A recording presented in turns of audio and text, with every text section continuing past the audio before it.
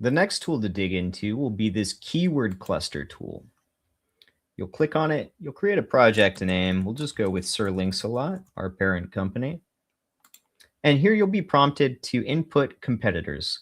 You can do up to 3 competitors. Try and pick the biggest ones to make sure that you're really going after a full topical map that you would want to go after.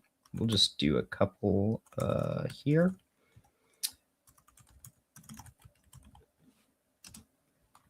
And I'll go ahead and start it.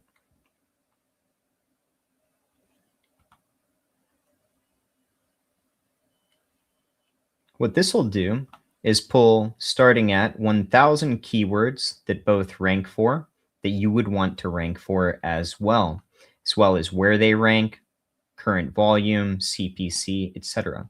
From here, you can manually go through everything and delete things. You can also use advanced filtering to make sure that you're getting exactly what you want in this list. But in the interest of time and just keeping things simple, I'm going to go ahead and prompt it to do a mini run here. Remember that this does use quite a lot of credits.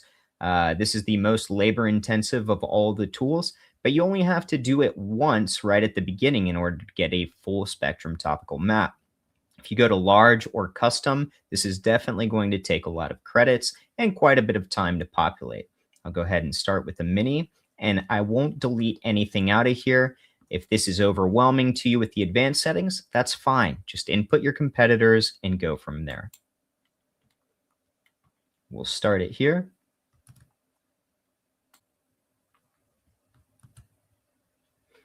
Once finished, you will be prompted to check out all the data that's been digested from that search. It'll give you the total number of clusters found, the confidence level, total search volume, and how competitive the nature of these are.